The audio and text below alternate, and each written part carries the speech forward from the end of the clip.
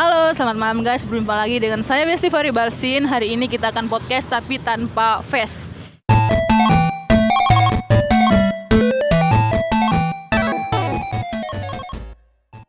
Hari ini saya bersama teman-teman masa kuliah saya. Ada Abul, Hai.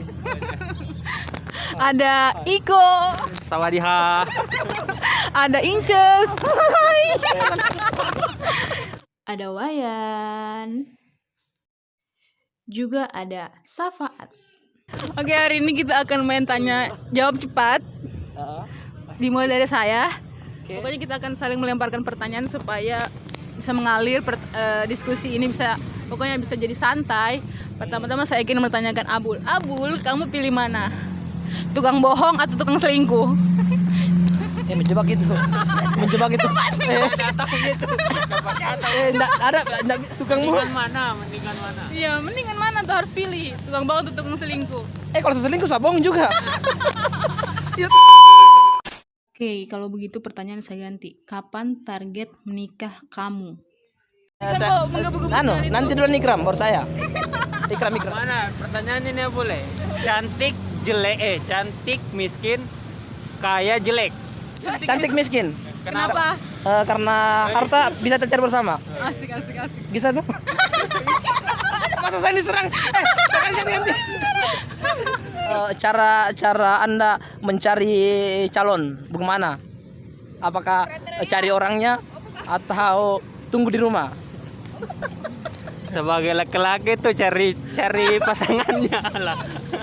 Kenapa diam balik? Iya tuh, laki-laki kan harus mencari. Kalau perempuan itu wajar lah kalau dia berdiam diri. Sampai sekarang sudah ada nggak yang berapa targetmu? Insya Allah ada. Berapa orang? Bro, Untuk sementara 3 orang. Oke, yang penasaran ada akan ditargetnya ikut 3 orang. berarti seleksi, resepsi. Kenapa Anda cepat-cepat ingin selesai wisudanya? Ada target untuk kejar nikah atau gimana? Mungkin persoalan dikejar waktu ya. Kejar waktu. Karena kalau semester ini nggak wisuda di DO. Kenapa baru sekali kejar waktunya? Padahal dulu masih banyak waktu. Karena waktunya memaksa tuh. Karena waktunya memaksa. Ya memaksa apa? Ya memaksa saya untuk selesai.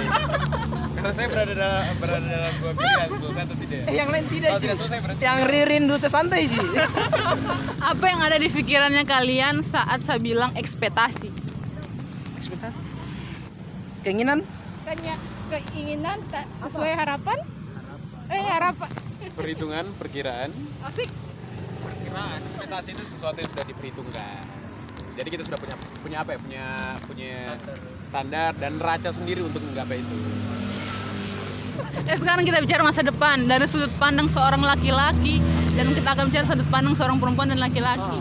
Menurut sudut pandangnya seorang laki-laki, kriteria apa yang pertama kali seorang lelaki pikirkan saat melihat seorang wanita untuk menjadi pasangannya? Saya kira sudah jelas kalau kita melihat seorang wanita itu dalam agamanya kita, lihat dari agamanya, hartanya, paisnya, apa aja tuh, sama keturunannya. Itu kriteria yang saya pegang, atau yang lain. Kalau Iko, dari sudut pandangnya Iko. Sama, no comment, sama. Sekarang sudut pandangnya Since sebagai seorang perempuan, kalau melihat pria itu apa sih pertama kali yang gue lihat dari seorang pria? Fisik dong. Realitas sekali. Realistis. Nice. Kalau sisinya Faat? Kalau saya melihat perempuannya itu sama semua. Ya kan, karena kita juga nggak bisa sembarang menilai langsung menjudge bahwa perempuan itu seperti ini begini, sementara kita tidak tahu juga karakter dan kehidupannya seperti apa. Tapi kalau saya sudah kenal dengan semua perempuan, saya berharap dia siap menerima apa duniaku, bahwa duniaku seperti ini. Saya persoalan dia terima itu mungkin itu fase klimaksnya, tapi paling tidak dia bisa menghargai dengan apa yang saya kerja dan apa yang saya lakukan. Itu sih. Kepada teman-teman, deskripsikan kebahagiaan dalam pernikahan itu bagaimana? Menarik. Jadi kita Yang saya pernah pertanyaan ini bukan cuma satu kali saya ditanya, tuh sudah berapa kali. Kalau masalah apa sih tujuan untuk nikah itu? Tentunya kebahagiaan, sakinah, mawaddah, warahmah. Kebahagiaan kalau sudah tempuh sakinahnya, mawaddahnya, warahmahnya, itu sudah bahagia. Apalagi kita jalin hubungan keluarga. Itu yang kita target nikah untuk bahagia itu ada keluarga yang sakinah, mawaddah, warahmah, gitu. Kalau saya kepercayaan. Karena menurut saya perhubungan itu tidak akan stabil dan akan cepat goyah kalau memang antara kedua pihak itu tidak saling mempercayai satu sama lain. Dan terus saya juga kepercayaan itu adalah pondasi yang paling penting untuk kebahagiaan dalam hal ini pernikahan. Yang kedua adalah orang biasanya bilang dalam pernikahan itu kita tuh tidak akan pernah mendapatkan orang yang 100% cocok dengan kita. Kalau menurutku, kalau terlalu banyak perbedaan, kebahagiaan dalam pernikahan itu tidak dapat tersampaikan. Karena kenapa? Makin banyak perbedaan, kalau tidak ada kesamaan, tidak akan bisa berjalan lurus ke depan itu pernikahan, kebahagiaan dalam pernikahan. Karena perbedaan dan kesamaan itu harus beriringan. Tapi kalau menurut saya perbedaan itu subjektivitas dan keegoisannya tiap manusia. Iya, nggak bisa kalau jodoh itu walaupun beda tetap. Kalau sudah jodoh, maksudnya kalau sudah jodoh, apapun perbedaannya tetap diterima. Tahu? Jadi perbedaannya itu nanti pada saat sudah jodoh kan dikatakan kalau sudah nikah. Nanti kalau sudah nikah, apapun perbedaan disatukan dalam kekeluargaan. Tahu? Saling memenuhi perbedaannya ini, Yodi atau Pak Ustadz. Iya, nggak bisa tuh. Apapun perbedaannya, kalau sudah jodoh nggak bisa diterima. Seperti yang Syekh tadi bilang, jodoh itu setelah menikah. Tapi mana yang bercerai? Yes, Dua yang bercerai. Bercerai tetap jodohnya. Setelah berarti dua jodohnya. Iya. Pada saat nikah jodoh, cerai nikah lagi itu jodohnya 2. Nggak ada dalil yang mengatakan jodoh itu dibatasi. Ada kah? Nggak ada. Saya belum baca. Jelas. Tapi kalau saya beranggapan begini, saya tidak menjadikan pernikahan itu sebagai sebuah bentuk penjajahan. Iya. Karena seakan-akan kita harus mempercayai dia karena persoalan dia istri saya, Yes. ataupun kita harus percaya dia karena persoalan saya suaminya, gitu. Iya betul. Tapi saya menganggap bahwa pernikahan itu sebuah kanal ataupun sebuah status yang memang itu menjadi sebuah bentuk komitmen untuk kita berupaya yang masalah-masalah tadi Besti bilang itu seharusnya bisa diselesaikan dan kepala dingin dan jiwa yang dewasa. Sekarang kan kita sudah di usia di mana sudah memikirkan yang namanya pernikahan. Terus sekarang kan kita biasa dibilang semuanya kesian belum ada pasangannya kita.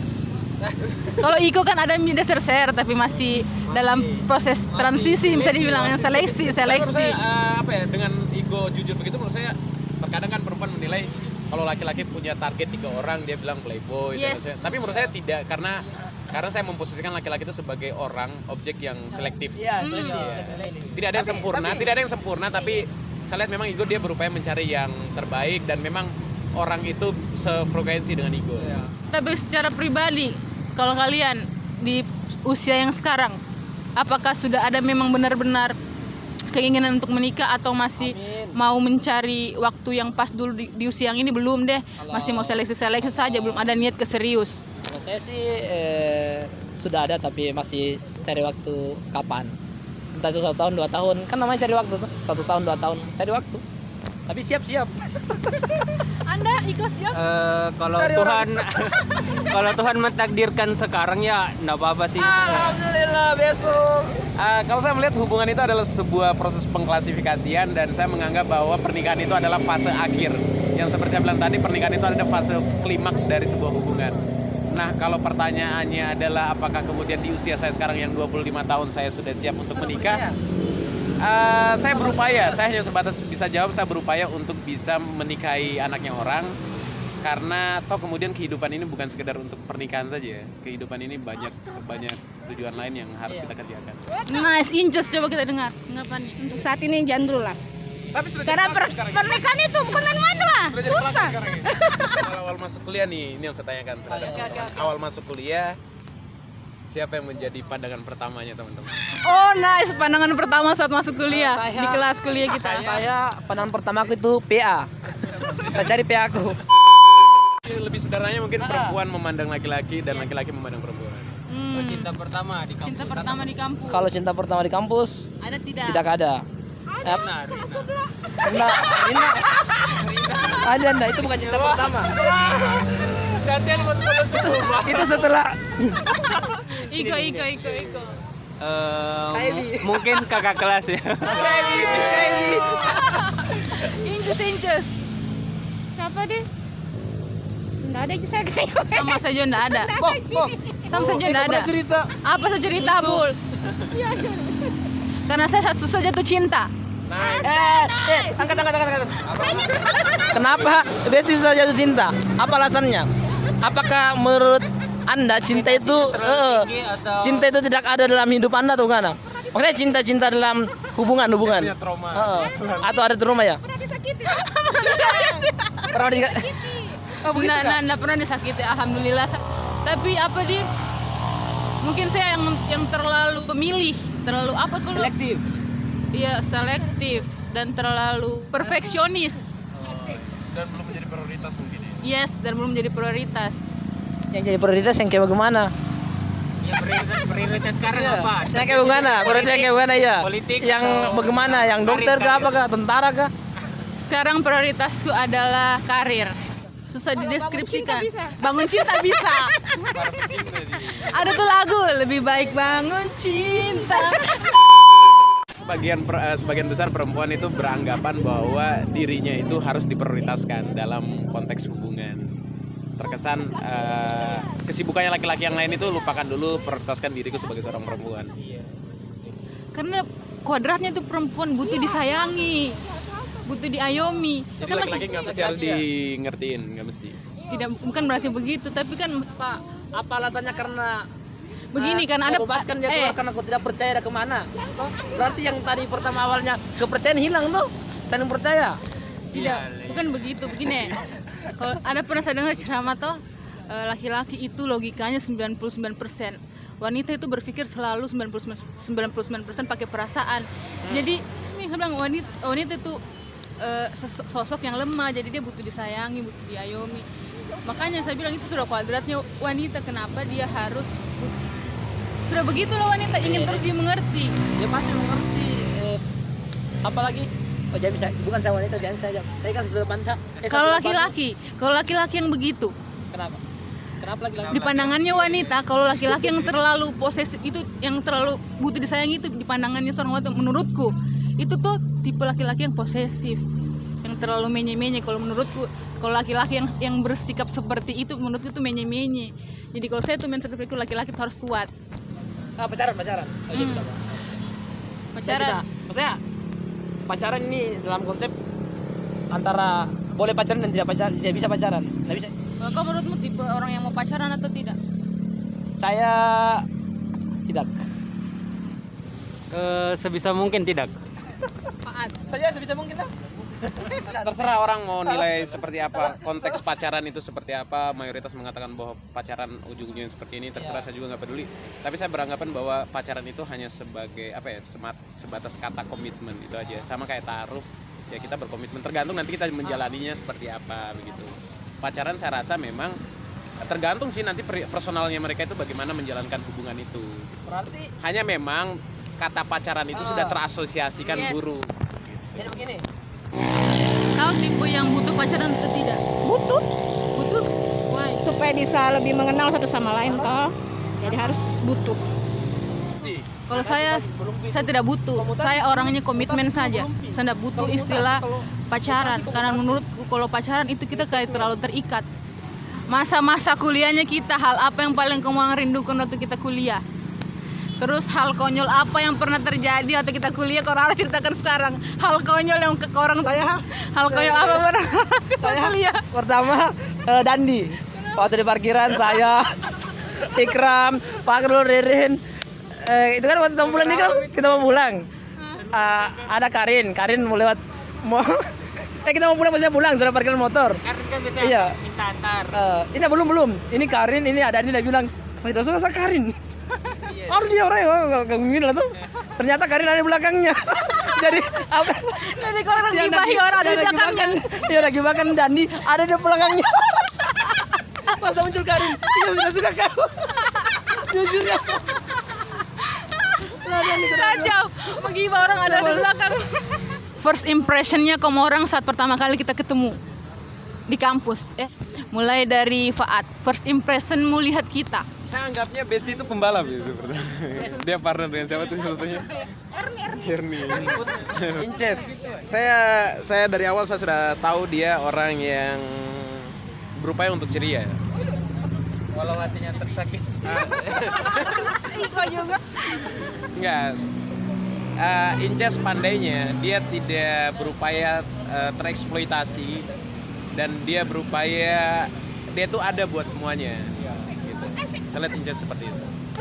Kalau Besti, saya lihat pertamanya itu saya nilai dia anaknya pendiam, dan dia orangnya sebenarnya nggak ribet, tergantung ini apakah kita pandai dan kita telah berteman dengan dia atau tidak gitu. Kalau Abul dia apa ya, so asik anaknya.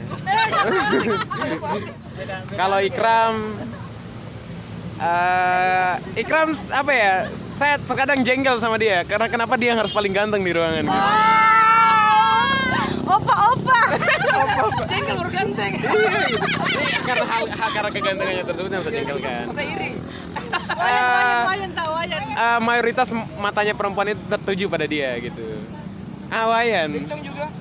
Kalau Wayan saya lihat dia apa ya, berupaya untuk menjadi orang yang cool tapi setengah mati. Memang karena apa ya? Jadi nggak bakal pernah bisa gitu. Karena jujur gitu kan. Dia sudah cukup. Abul. Iko bagaimana menurutmu pertama kali kau lihat sebelum kau kenal dekat? Pertama kali lihat dia lebih aktif ke Pakrul, sama-sama Pakrul terus agak sama mereka. Terus kita jalan asik sampai sekarang sama-sama. Asik lah. Diam tidak, dia introvert. Tidak terlalu pergaulannya terbatas. Itulah. Cuma kebatas-batas kita. Kalau saya tahu pertama kalinya ternyata dia bebas. Kalau Inces menurutmu bagaimana? Kalau Inces ribut di pertama kali. Kalau Besti pertama kali saya lihat dia tomboy. Dia sering pakai celana jeans, nggak pernah lihat pakai iya jaketnya itu jadi objek perhatian sih. Oh Wayan. Wayan ini pertama kali kita ketemu di mana Wayan? Dia pakai baju yang sama dengan baju kita yang kemeja. Oh, yang jeans, kayak jeans. Dia orangnya kalau untuk pergaulannya tidak, awal masuk dia tidak bisa bergaul. Bukan karena dia takut, masih belum eksis lah. Pat dulu orangnya, katakan bahwa dia Pat itu orangnya yang sekarang ternyata begini. Padahal dulu dia bagaimana jarang bergaul sama kita. Kadang masuk kelas, saya kira juga itu hari sudah berhenti kuliah tuh. Ternyata hilang muncul jadi aktivis. Ternyata Pat yang sebenarnya itu yang begini. Atau entah yang dulu itu sudah hilang sebenarnya. Pat yang dulunya memang dulu, yang sekarang juga yang sekarang. Jadi yang dulu hilang, sekarang baru Pat yang baru. Pertama kali mungkin dari Safat dulu ya. Kalau Safat pertama kali saya lihat orangnya teoritis ya. Biasa kalau dosen bertanya dia langsung menjawab. Kalau yang lain itu Besti saya lihat orangnya kayaknya cerdas. Kayaknya kena Rugi. Kan pakai kacamata, background sekolahnya dulu SMA 1. Asosiasi orang pakai Iya. Anak IPA. Iya, NEPA dulu. Apaan IPS? Oh iya. Benar cerdas itu. Saya lihat Abul orangnya iya kayak gay. Cabul. Inces. Mungkin kalau Inces pertama kan udah terlalu kenal ya. Tapi pas kayaknya semester 3 mulai akrab. Ternyata orangnya asik, berisik. Wayan no comment. Mulai dari Fat dulu deh. Fat kayaknya orangnya kritis. Tapi kayaknya kau introvert kah? Introvert kah kau? Iko orangnya kayak memang introvert nih Nana tak? Introvert. Ya menurutku Dan dengar Abul juga lanjut. Abul. Abul bagaimana? Iko dulu tadi belum. Iko sudah saya bilang tadi introvert. Iya. Abul. Abul kayaknya orangnya caleda.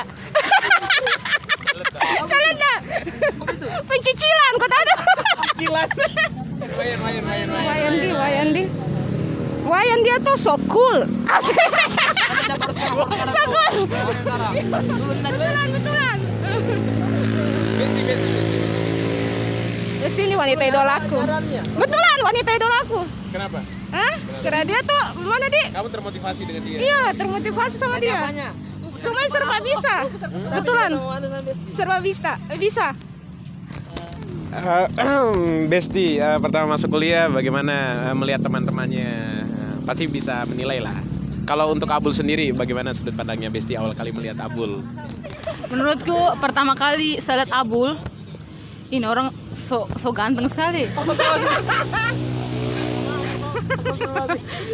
Tapi saya lihat anaknya baik.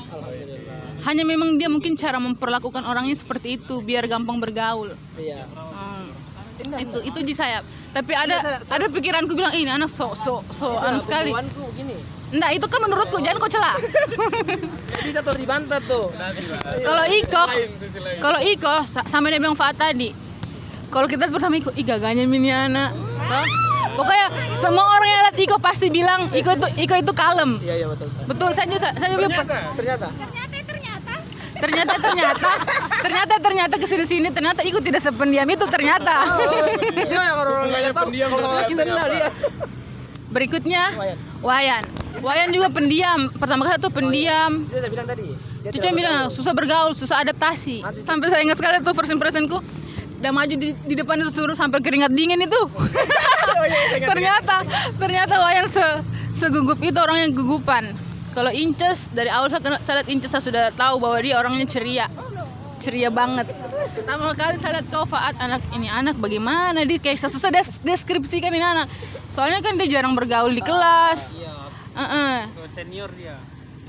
Pertama kali saya lihat kau Faat, jujur saya bilang ini anak so teoritis. Tapi setelah kesininya ternyata kau bisa buktikan bahwa kau tidak sok teoritis karena kau menambah kemampuanmu. Jadi saya mulai juga melihat kau bahwa oh ternyata udah tidak begitu, jadi tidak taruh sok karena memang dia ternyata punya bobot. Hal yang paling berkesan selama kuliah apa, Abul? Hal yang paling berkesan kalau saya banyak. Memang saya melihat bergaul kalau dalam hidup saya itu tadi yang seperti saya katakan, yang saya bergaul pada saat ini yang saya nikmati. Saya tidak bahas masalah orang ini begini, saya ini mau kayak bagaimana. Ini malam saya bergaul, ini malam saya jalankan kayak begini. Besok saya bergaul, besok juga berjalan kayak begitu. Mengikuti ya, pastikan diri. Maksudnya kalau saya pada saat orang pendiam saya diam, pada saat orang rese saya rese juga. Saya lihat orangnya, kalau orang rese saya bisa bahkan saya semangat juga. Tapi kalau diam saya diam juga, main HP juga tuh. Iya gitu. Sekarang role modelnya kamu orang setelah hidup sekarang nih apa? Adakah role modelnya kalian? Role model apa? Patokan ya. Sosok yang kau idolakan, yang menginspirasi kau ada atau tidak? Kalau saya mungkin termotivasi dengan profilnya Haris Azhar. Bahkan sampai saya sekolah HAM juga saya termotivasi dari dia gitu. Bahkan ketika saya tes sekolah HAM di Kontras, saya itu sebenarnya bukan ingin mempelajari HAM secara utuh, tidak. Sebenarnya saya itu hanya sekedar ingin ketemu dia. Tapi pada saat saya sekolah HAM, ikuti materinya, ya saya sudah mulai nikmati itu. Nah, ya saya berupaya untuk bisa jaga integritas dan berupaya apa yang saya miliki, ilmu yang saya punya itu bisa bermanfaat untuk orang banyak. Nah, kalau dari aspek perasaan mungkin saya termotivasi dengan ceritanya Abraham Lincoln. Menurut saya dia kisah cintanya itu lebih menarik daripada kisah cintanya Habibie dan Ainun, karena mereka itu bisa menikah di antara dua kubu. Abraham Lincoln di kubu yang kontra perbudakan, istrinya Mary itu yang pro perbudakan. Menurut saya luar biasa sih. Setelah melihat itu, quotes pasti kan ada terbenak di pikiranmu. Quotes hidup apa? Quotes. Oke. Saya merasa masih penuh banyak kekurangan, tapi saya pesan sama teman-teman yang masih muda saja, jangan takut untuk berbuat dan jangan ragu, sekalipun tantangan itu berat, lewati saja. Abul, Apa? role model. Kalau quotes yang kayak diungkapkan tadi Pat, masalah prinsip hidup ya, ada satu ayat yang menerangkan, yang saya bisa ambil. Bacakan ayatnya. La yukallifullahu nafsan illa usaha, bahwa Tuhan tidak akan membebani kita sesuai dengan kemampuannya kita. Memang Tuhan dan ciptaan kita hidup memang untuk hidup. tapi ada pilihan. Kalau istilah di dalam akhirat sana ada surga, ada neraka. Jadi dunia juga ada kebaikan, ada keburukan. Jadi ada prinsip yang kita pegang. Pertama, tujuan hidup kita tentunya kita semua masing-masing agama untuk taat kepada Tuhan kita dalam tujuan untuk mati. Kedua, yang itu tadi, la yukallifullahu nafsan illa wus'aha, bahwa hidup saja, kita harus hidup saja, apapun jalani saja, karena Tuhan tidak akan kasih kau beban tanpa sesuai kemampuannya kita. Kalau memang kita tidak sanggup, memang sudah mati.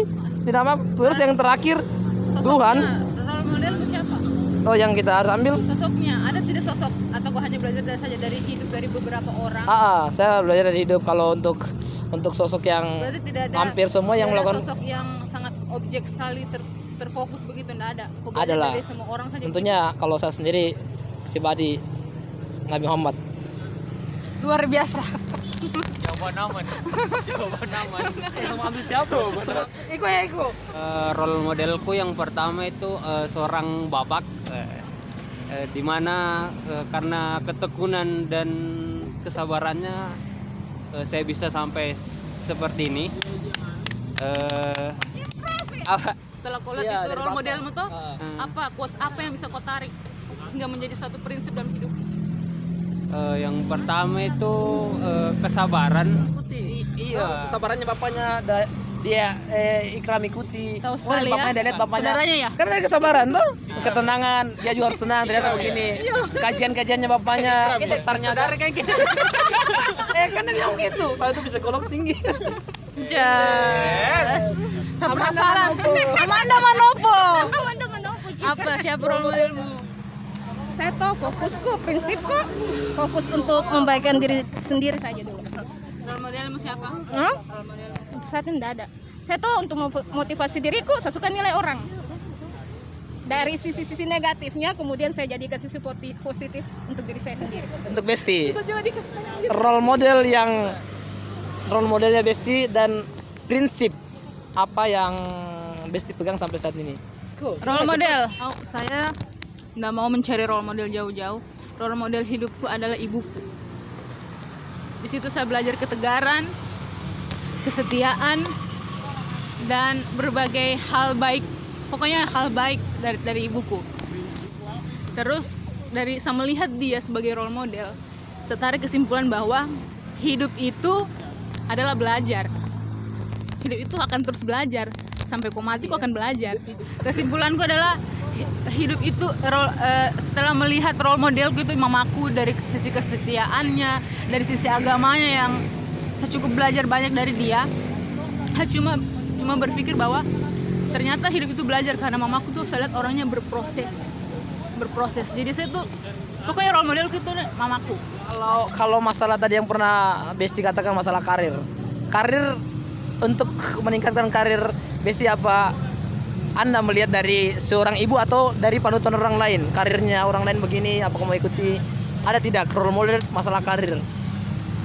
Kalau karir saya tidak berpatokan pada role model, karena sebaik-baiknya manusia adalah yang bisa membentuk dirinya sebagai role model. Kalau karir, karena karir itu bagaimana kita menampilkan sisi dirinya kita yang terbaik. Bukan kita harus fake, tapi kita harus meningkatkan kualitas diri. Oke, saya punya pertanyaan. Kalau seandainya ke depan kalian dihadapkan pada dua pilihan, karir atau keluarga? Ini ternyata kalau kita berbicara karir, bilang orang sukses tuh katanya, kan begitu tuh. Karir itu yang dimaksud, pekerjaan itu kesuksesan yang ditempuh tuh antara pekerjaan dengan keluarga. Tetaplah keluarga. Kalau saya keluarga. Keluarga, kenapa harus keluarga? Misalnya kalau saya tidak berkarir pun, kalau ada keluarga mungkin akan banyak bantu tuh. Maksudnya kalau tidak. Tidak. Iya, jelas keluarga apapun itu. Apapun urusanmu, utamakan keluarga. Apapun urusannya kita, utamakan keluarga. Ada dalam apa lagi katanya itu? Selesaikan urusanmu, urusan keluargamu, baru keluar. Urusan yang di luar. Jadi memang utamakan keluarga, baru karir. Kalau saya keluarga. Jawaban aman keluarga. Kenapa harus keluarga? Makin mahal makin Dalam makin menusuk. Makanya keluarga. keluarga saya yang lain lagi. Inces. Ah. Karir, aman teman. Kalau saya karir, karena dari karir saya bisa membahagiakan orang tua saya. Enggak, bukan pilihan itu. Saya pilih saya karir. Iya, karena dari karir saya bisa membahagiakan keluarga saya. Antara keluarga dan karir. Tidak bisa tuh. Karir pasti sama aja begitu. Nggak bisa. Nggak bisa itu sudah. Iya. Dikunci jawaban. Hal utama saya itu karir. Karena dari karir saya bisa membahagiakan orang tua. Iya, keluargaku. Keluarga dan karir. Karir karena Dari karir itu saya bisa membahagiakan keluarga saya. Kalau saya keluarga, karena keluarga adalah tempat berpulang kita. Bagaimanapun kita punya kondisi, keluarga pasti yang pertama kita cari. Kalau kita kesusahan, yang pertama kita cari adalah keluarga. Kalau karir itu kan hanya sebatas duniawi. Sedangkan keluarga itu yang akan membantu duniawi dan akhirat kita. Gitu. Kalau kau meninggal, siapa yang mengurus kau? Keluargamu. Nah, kalau banyak uangmu, tinggal kau suruh orang. Tidak mungkin kalau kau pilih karir, tidak mungkin sekalipun itu orang dekat sekali berteman sahabat sama kau, tetap pada saat endingnya kau sudah stuck, sudah tidak bisa apa-apa, keluargamu yang akan lihat kau. Jadi saya keluarga. dalam beberapa tahun terakhir saya menjadi makhluk yang egois. Saya menganggap apa yang saya lakukan benar dan saya tidak harus dan meminta pandangan dari orang lain. Dan saya dari situ sebenarnya orang bisa nilai saya bahwa saya itu akan lebih memprioritaskan karir. Tapi makin kesini juga setelah saya berada dalam posisi yang amat sangat sulit, saya sadar bahwa ternyata memang cuma keluarga dan orang tua yang selalu ada buat saya. Nah, karena saya coba kaitkan dengan apa yang saya bilang tadi, karena saya sekarang berupaya untuk menjaga integritas, saya berupaya untuk berkomitmen dengan apa yang saya geluti sekarang. Saya berupaya untuk konsisten di situ, tapi di sisi lain juga saya minta restu sama orang tuaku.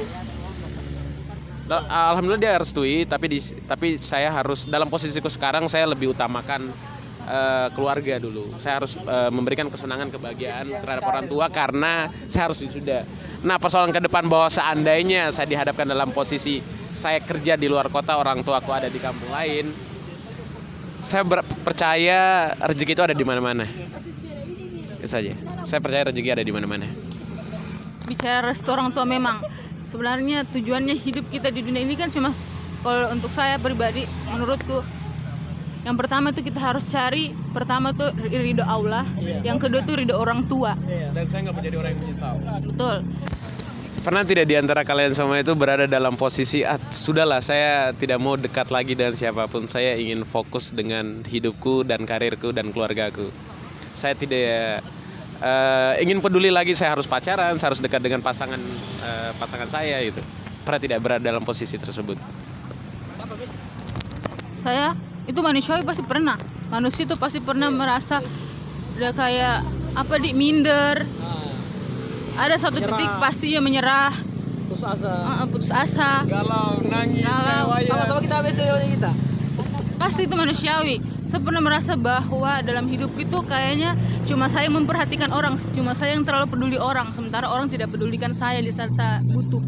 Pernah ada di titik itu. Jadi menurutku yang perasaan seperti itu pasti ada di setiap manusia. Mustahil tidak ada dalam hidup manusia.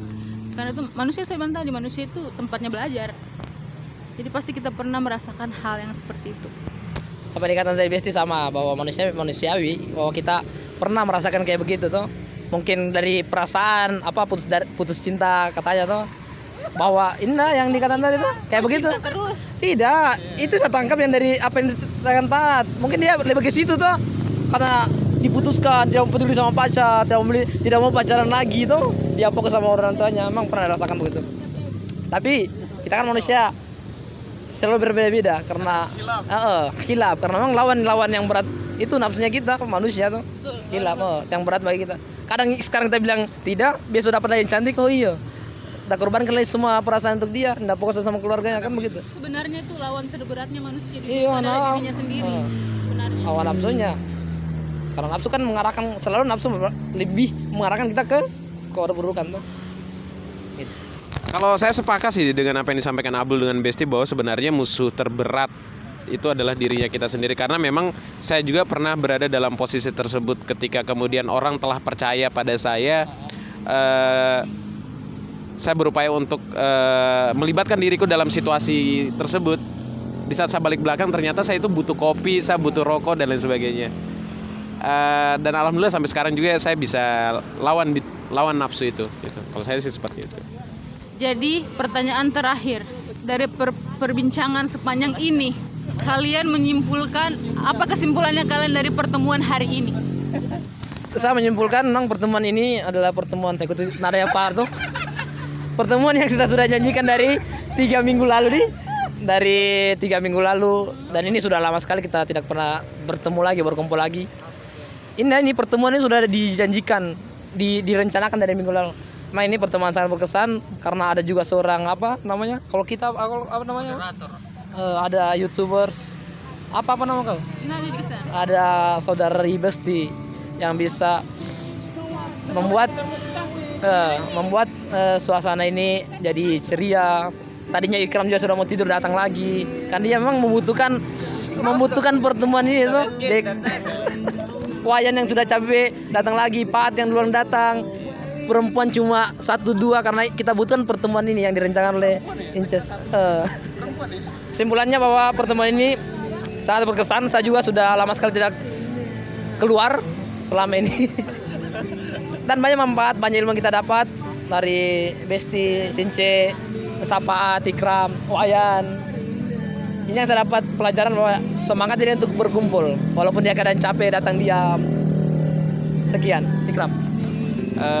Motivasi awal saya datang ke sini kan untuk menjalin silaturahmi ya, dengan teman-teman yang pernah berjuang bersama. Dan ternyata nyari dan ternyata masing-masing sudah ada jalannya masing-masing. Mungkin doa saya untuk teman-teman terus berjuang, sehat selalu, dan tetap bahagia.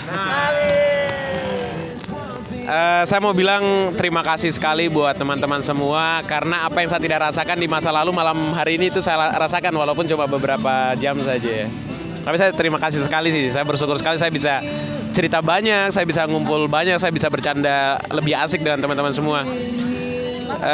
Saya berharap mau nangis, tapi laki-laki juga dilarang menangis, itu masalahnya. Saya berharap perkumpulan-perkumpulan ini ke depan bisa intens dilakukan, kita bisa lebih sering ngumpul, kita bisa sering sharing dan lain sebagainya. Dan saya berharap kita tidak saling melupakan satu sama lain, dan saya berharap teman-teman bisa sukses dengan hidupnya dan keluarganya, dan saya pesan mari kita saling mencintai sesama kita. Pertama-tama saya ucapkan terima kasih untuk malam ini. Terima kasih untuk malam ini. Karena dari malam ini tuh kita sudah merasakan suasana kekerabatan, kehangatan, dan sukacita. Itu Ji. Kesimpulanku dari pertemuan malam ini adalah ini semakin menambah kepercayaanku bahwa berkumpul ngeceng malam-malam itu bukan semata-mata karena hal buruk. Orang berpersepsi ngeceng itu buruk, tapi malam ini membuktikan bahwa dengan berkumpul ternyata tidak seburuk itu. Malam ini saya banyak dapat pelajaran dari teman-teman, buka pikiran satu sama lain, saling berdiskusi. Saya banyak belajar dari Abul, dari Iko, dari Faat, dari Inces. Ternyata pemikirannya kalian jauh lebih dari apa yang saya pikirkan. Jadi malam ini saya temukan hal baru yang tidak saya tahu dari kalian semasa kuliah. Jadi itu makanya kuliah dulu, sekarang kuliah. Jadi sekarang saya sudah mulai. Jadi memang betul, makin kita dewasa makin kita bijak. Iya. Jadi pertemuan malam ini tuh menurutku sangat berkesan karena itulah hal baru yang tidak kita tahu dari sosok teman kita bisa kita temukan malam ini. Menambahkan bahwa kita berenam yang memang saling terbuka, saling membahas masa-masa lalunya kita, mungkin apa yang kita dapatkan malam ini yang saling kita ungkapkan bisa kita pertahankan. Artinya kita bisa kita pelajari lagi apa kurangnya kita, apa yang dikatakan. Misalnya tadi bilang Besti so ganteng, besok saya jelek. Makanya berarti itu Iya. bicara. Jadi berarti malam itu membuktikan bahwa pendapat tentang tak kenal maka tak sayang itu Iya. mata benar. Hari ini kita bisa buktikan itu tak kenal maka tak sayang. Jadi karena sudah kita banyak berdiskusi, akhirnya semakin kenal kalian. 1,2 juta subscriber. Kaya lagi kita besok malam. Oke, kita tutup nah. Sekian malam ini, terima kasih teman-teman masa kuliah yang sudah membagikan pengalamannya hari ini yang sangat berharga. Terima kasih banyak. Pokoknya yang nonton ini ambil saja yang baiknya dari apa yang kita perbincangkan malam ini. Yang buruknya kalian buang karena sejatinya manusia adalah tempatnya salah. Oke, terima kasih. Selamat malam.